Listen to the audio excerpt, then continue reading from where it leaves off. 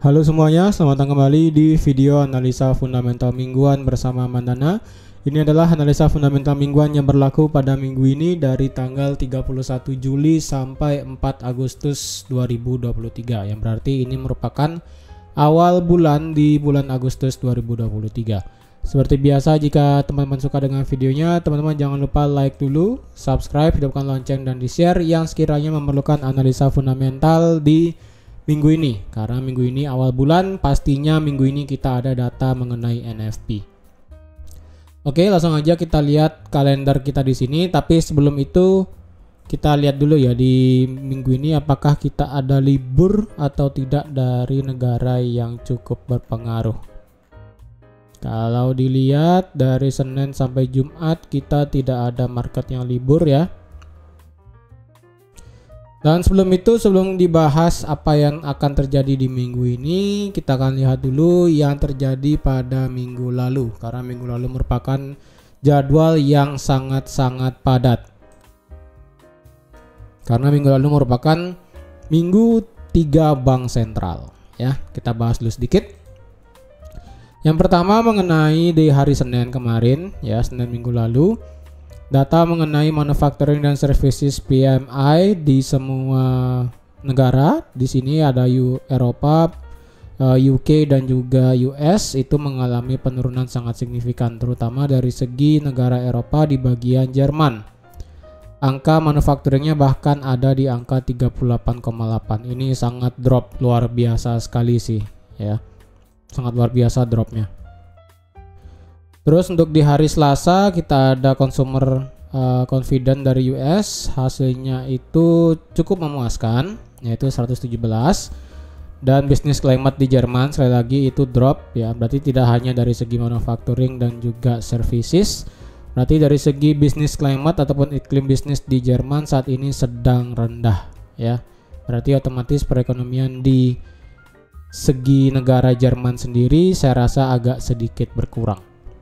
Lalu dilanjutkan dengan di hari Rabu kita ada data mengenai inflasi di Aussie sesuai ekspektasi dari 5,6 ke 5,4 di sini. Untuk dari segi new home sales sudah berkurang dari US ya. Berarti jumlah jumlah rumah baru yang dijual itu sudah berkurang dari 715.000 menjadi 697.000. Berarti jumlah orang yang belanja sudah mulai berkurang karena new home sales sudah mulai berkurang. Untuk dari segi FOMC press conference kemarin ternyata tidak ada data lebih yang dapat saya sampaikan ya. Jadi intinya itu seperti yang sudah saya sampaikan di analisa harian XAU-USD di hari Kamis tanggal 27 Juli kemarin ya. Itu ada 5 hal yang dimana hasil daripada press conference-nya itu membuat market kebingungan ya, market kebingungan karena 5 hal tersebut mengandung nada, ada yang dovish, ada yang hawkish, ada yang netral. Jadi pure kemarin itu market benar-benar dibuat bingung. Tapi intinya adalah untuk dari segi FOMC sendiri ada satu nada yang bisa dibilang hawkish adalah tidak ada resesi untuk di US untuk saat ini. Pandangan resesi kita sudah hilang dan pandangan mengenai inflasi akan masih sulit untuk ditaklukkan di bawah 2%. Itu dianggap sebagai nada hawkish.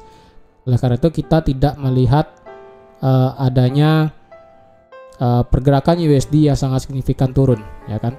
Untuk dovishnya sendiri itu dovishnya adalah untuk suku bunga sendiri sepertinya kita tidak akan ada kenaikan suku bunga lagi ya. Jadi itu satu nada dovish yang dikira cukup untuk membuat market tidak juga membuat penurunan di indeks dolar kemarin ya. Untuk dari segi mata uang Eropa sendiri akibat ECB kemarin ya, secara ECB itu sebenarnya bernada hawkish ya, yang dimana suku bunganya naik ke sebanyak 25 basis point ya, menjadi 4,25 dari sebelumnya 4%. Untuk dari segi press conference-nya kemarin itu untuk dari segi ECB menyatakan bahwa inflasi saat ini itu masih dibilang cukup tinggi ya kan. Inflasi saat ini di Eropa kalau nggak salah sekitar 5% ya. 5 atau 6% nanti kita lihat ya. Lalu untuk dari segi tingkat perekonomiannya itu sudah mulai menurun. Nah, oleh karena itu sebenarnya kebijakan ECB dalam hal untuk menaikkan suku bunga kemarin itu agak sedikit kontra. Kenapa? Di sini kita bisa lihat bahwa dari segi manufacturing dan services PMI yang ada di Eropa sendiri itu sudah drop lumayan ya. Bahkan untuk services PMI di sini diperkirakan nanti bisa saja turun di bawah 50. Untuk dari segi Jerman sendiri bahkan manufacturingnya sudah di angka 30-an. Jadi ECB kemarin, kenapa kalau kita lihat pada saat press conference kemarin mata uang euro itu cenderung turun? Ya karena dampak daripada kenaikan suku bunga itu ternyata terasa sangat signifikan ke perekonomian di negara Eropa itu sendiri ya. Dan isu mengenai tingkat netral ataupun titik netral dalam hal kenaikan suku bunga di Eropa itu dikatakan bahwa akan ada lagi satu kenaikan nanti di bulan September ya. Berarti akan ada kenaikan lagi sekali, entah 25 atau 50 ya. Jika berarti 25 berarti mentok di angka 4,50 dan jika 50 berarti mentok di angka 4,75. Jadi apa yang dikatakan kemarin pada saat press conference itu sedikit dovish sehingga mata uang euro kemarin bisa dibilang cukup melemah tapi tidak terlalu melemah banget ya. Untuk dari segi advance GDP dan juga unemployment claim di US itu mengalami kenaikan sangat signifikan. Untuk dari segi GDP-nya sendiri naik dari 2% menjadi 2,4. Untuk tingkat pengangguran sendiri turun secara ya tidak terlalu banyak turunnya ya, dari 228.000 menjadi 221.000. Tetapi kenaikan signifikan terdapat di durable goods order yang dimana angkanya sebelumnya 1,8 ke 4,7%. Ini lumayan naiknya ya, bisa dibilang cukup signifikan nih, dari 1,8 ke 4,7 hampir 3% naiknya ya. Untuk pending home sales dari yang sebelumnya minus menjadi 0,3%. Nah, dari segi pending home sales dan juga new home sales di sini ini kan berbanding terbalik nih. Jadi kemarin kalau kita lihat di hari Kamis malam berdasarkan data di sini kita melihat kenaikan indeks dolar itu mengalami penguatan signifikan di hari Kamis malam ya.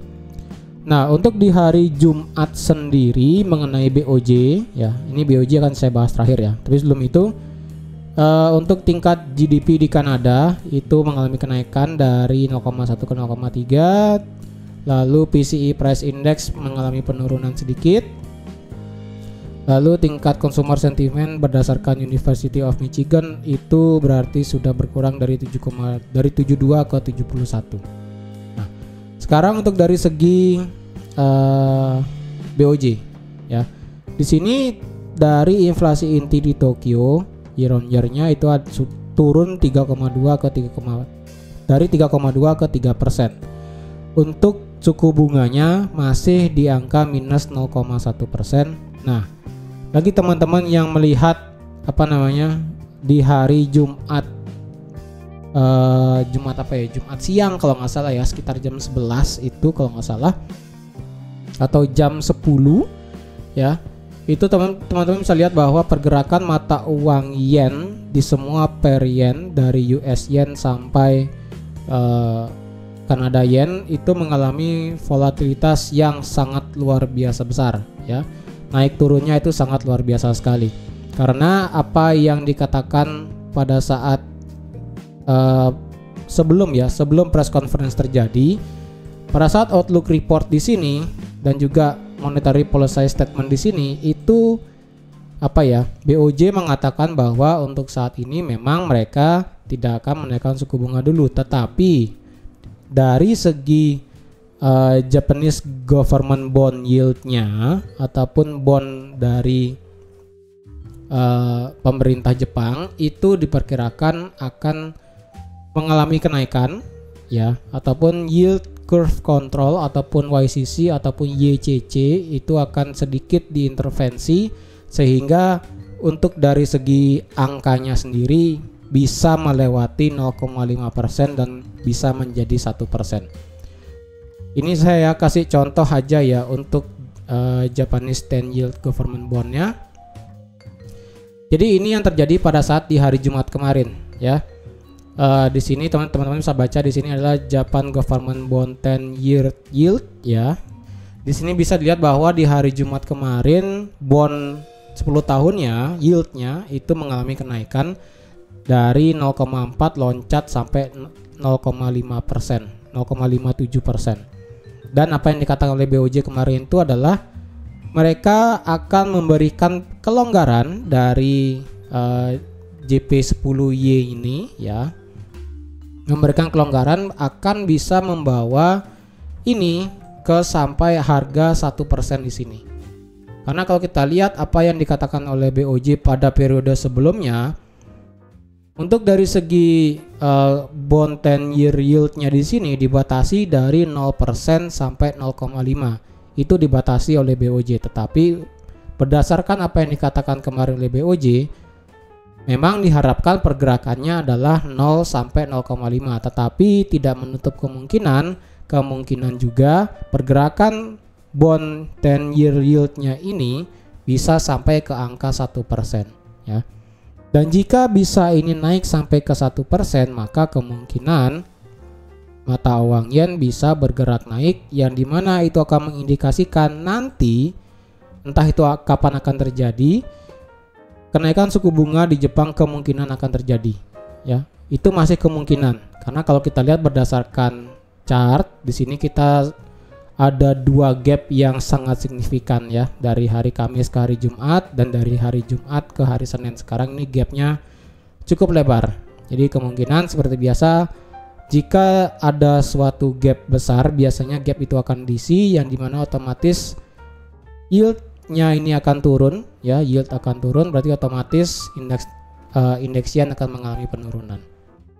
Jadi kemarin itu benar-benar membuat market yen ya, bisa dibilang itu sangat luar biasa volatil banget.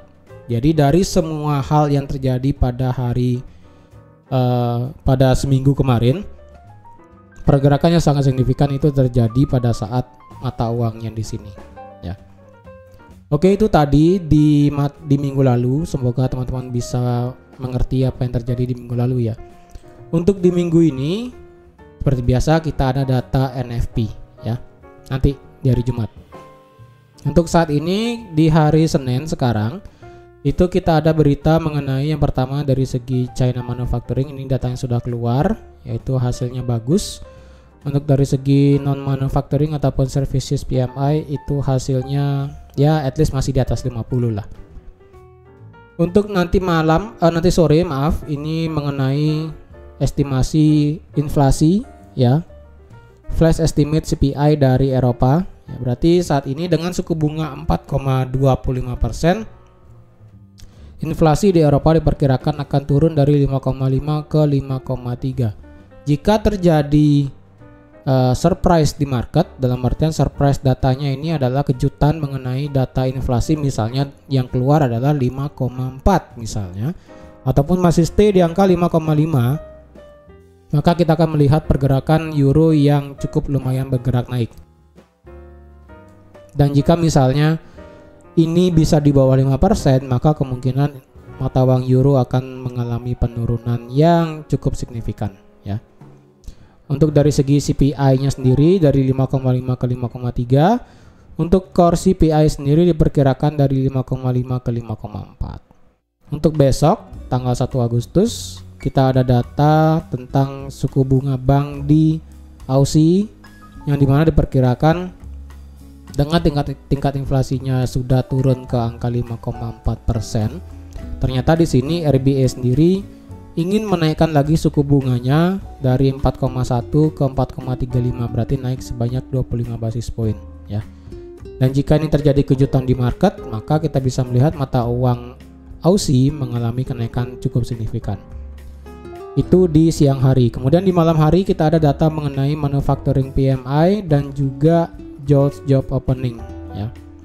Untuk dari segi ISM manufacturing PMI diperkirakan akan ada kenaikan Biasanya sih ISM Manufacturing PMI ini mengikuti data mengenai flash manufacturing PMI ya. Kalau kita lihat minggu lalu kan manufacturing PMI di sini flashnya mengalami kenaikan. Biasanya sih ISM Manufacturing PMI-nya juga akan sama mengalami kenaikan biasanya ya.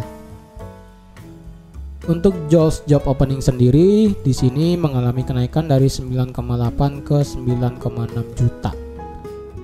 Ya. Dan jika ini terjadi sesuai ekspektasi ataupun melebihi ekspektasi, ataupun jika jumlah data ataupun jumlah lowongan pekerjaan yang dibuka itu bisa menyentuh angka 10 juta, maka kita akan melihat kenaikan indeks dolar yang sangat luar biasa tinggi. Lalu di hari Rabu kita ada data mengenai New Zealand tentang jumlah orang yang bekerja dan juga tingkat pengangguran. Untuk tingkat pengangguran sendiri diperkirakan akan naik dari 3,4 ke 3,5, jumlah orang yang bekerja dari 0,8 ke 0,6. Di malam hari kita ada ADP non-farm employment change yang dimana diperkirakan di sini agak sedikit luar biasa berbeda ya. Dari 497.000 diperkirakan akan ada penambahan hanya 195.000. Ini cukup jauh ya. Data sebelumnya adalah 497.000 dan diperkirakan data sekarang adalah hanya 195.000. Ini cukup jauh ya. Ini hampir bedanya itu 300.000 ya. Beda hampir 300.000 orang, jumlah orang yang bekerja. Ini misalnya jika terjadi jika ADP non-farm employment change di sini di bawah ekspektasi, jadi yang awalnya indeks dolar mengalami kenaikan kemungkinan akan mengalami penurunan cukup signifikan di sini ya. Karena sekali lagi perbedaan jumlah data sebelumnya dan jumlah yang diekspektasikan di sini itu cukup jauh berbeda ya, cukup jauh berbeda. Jadi harap berhati-hati. Untuk selanjutnya di hari Kamis kita ada data mengenai suku bunga bank lagi dari UK ya, ataupun dari Inggris mengenai suku bunganya diperkirakan akan naik dari 5 ke 5,25%, berarti naik sebanyak 25 basis poin dengan tingkat vote untuk masalah suku bunga adalah tetap di angka 702, yang dimana ini adalah 7 mengenai 7 orang yang setuju mengenai kenaikan suku bunga, 0 berarti tidak ada orang yang menginginkan adanya penurunan suku bunga, dan 2 orang di sini yang menyatakan ingin tetap suku bunganya tetap di angka 5%, seperti itu. Lalu di malam hari kita ada data mengenai seperti biasa di hari Kamis mengenai tingkat pengangguran klaim mingguan. Ya, di sini sih akan ada pengalami kenaikan ya dari 221 ke 223. Untuk dari segi ISM Services PMI sendiri mengalami penurunan dari 53,9 ke 53,0. Sama seperti Flash Services PMI sebelumnya di minggu lalu, itu kan US mengalami penurunan dari segi Services PMI, maka kemungkinan ini juga akan mengalami penurunan di sini. Untuk di hari Jumat kita ada data NFP ya, kita ada data NFP. Data NFP nanti di hari Jumat itu bisa dibilang agak sedikit berbeda ya dengan beberapa kalender ekonomi. Yang pertama adalah untuk dari segi website Forex Factory, tingkat NFP diperkirakan akan naik sebanyak 200.000 ya. Untuk dari segi investing.com NFP-nya sebanyak 184.000 ya di sini. Sedikit berbeda tapi at least tidak terlalu jauh ya. 200.000 dengan 184.000. Tetapi untuk dari segi tingkat penganggurannya itu sama dari 3,6 ke angka 3,6 juga, sama-sama 3,6. Untuk dari segi Kanada, employment change di sini diperkirakan akan mengalami penurunan dari 59,9 ke 15.000. Untuk tingkat pengangguran di sini diperkirakan akan naik dari 5,4 ke 5,5. Oke, untuk NFP pada hari Jumat ini tingkat average hourly earning di sini diperkirakan akan turun ya 0,4 ke 0,3. Berarti pendapatan ataupun jumlah gaji yang didapat per jamnya rata-rata itu diperkirakan akan turun dari 0,4 ke 0,3% ya. Jadi bisa dikatakan kalau pada saat ini, jika nanti di hari Jumat tingkat NFP di sini hasilnya bisa di atas 200.000, ya, bisa di atas 200.000 dengan tingkat unemployment rate tetap di angka 3,6%. Walaupun di sini tingkat pendapatan rata-rata per jamnya ini benar di angka 0,3, maka kita bisa melihat pergerakan indeks dolar mengalami kenaikan yang sangat signifikan banget, ya. Terkecuali jika di sini hasilnya merah semua. Jika di sini hasilnya merah semua, maka indeks dolar akan mengalami penurunan sangat signifikan. Jika merahnya hanya satu, yaitu di average hourly earning, dan unemployment rate di sini tetap di angka 3,6 dan NFP-nya hijau, otomatis indeks dolar akan mengalami kenaikan sangat signifikan. Apalagi ditambah, walaupun di sini merah, ya, misalnya average hourly earning merah, kemudian NFP hijau dan tingkat penganggurannya hijau, maka indeks dolar akan mengalami kenaikan yang sangat signifikan berkali lipat, ya. Karena kalau kita lihat sekarang indeks dolar untuk saat ini, ya, indeks dolar untuk saat ini ini analisa yang kemarin, ya. Ini sudah selesai, ya, yang dimana ini seperti ada triangle, ya. Ini juga sudah selesai. Untuk secara analisa teknikal, ya, secara teknikal indeks dolar itu sudah masuk ke dalam area segitiganya ini lagi, ya kan? Sudah berhasil mengklaim yang namanya 101, ya. Harga berhasil naik sampai ke angka 101. Dan apakah harga itu bisa naik sampai ke garis trendline di sini? Bisa saja, ya. Bisa saja. Karena jika nanti kita lihat untuk di minggu ini, faktor yang bisa membuat indeks dolar itu bergerak signifikan untuk di minggu ini itu bisa saya katakan dari JOLTS job opening yang pertama, ya. JOLTS job opening yang pertama, lalu di sini juga ada manufacturing PMI, ya. Jika hasilnya hijau sih ini akan sangat berpengaruh, ya. Tapi intinya adalah JOLTS job opening yang pertama, lalu yang kedua adalah ADP non-farm employment change. Biasanya ini tidak berpengaruh, tetapi permasalahannya adalah data sebelumnya dan data yang diperkirakan untuk di minggu ini itu terlampau jauh perbedaannya. Jadi otomatis pasti akan ada pergerakan sangat signifikan. Lalu di hari Jumat otomatis ada NFP dan juga tingkat pengangguran. Jadi jika hasilnya hijau semua nih, ya, satu minggu ini hasilnya hijau semua, maka kemungkinan kita akan melihat pergerakan indeks dolar naik melewati garis trendline di sini, ya. Dan jika melewati garis trendline di sini, maka siap-siap saja indeks dolar akan bisa bergerak tinggi sampai ke harga 105. Bisa saja demikian, ya. Bisa saja demikian.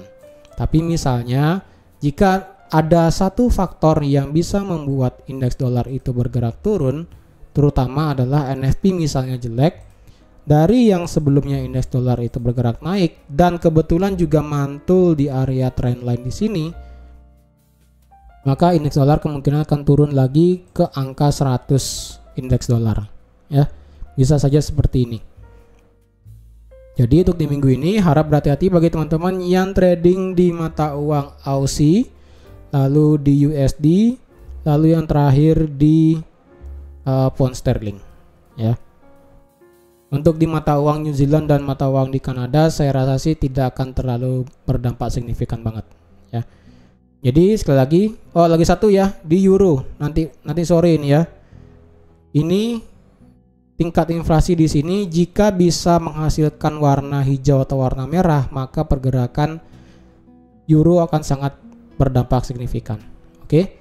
Jadi di minggu ini harap berhati-hati bagi teman-teman yang trading di mata uang euro nanti sore, Aussie besok siang, lalu untuk di USD, ya, karena ada job opening, lalu ADP non-farm, lalu juga ada NFP di hari Jumat, lalu untuk di mata uang pound sterling ataupun di GBP, karena di hari Kamis kita ada yang namanya tingkat suku bunga dan juga, ya, tentang tentang bank, pokoknya lah di BOE ya.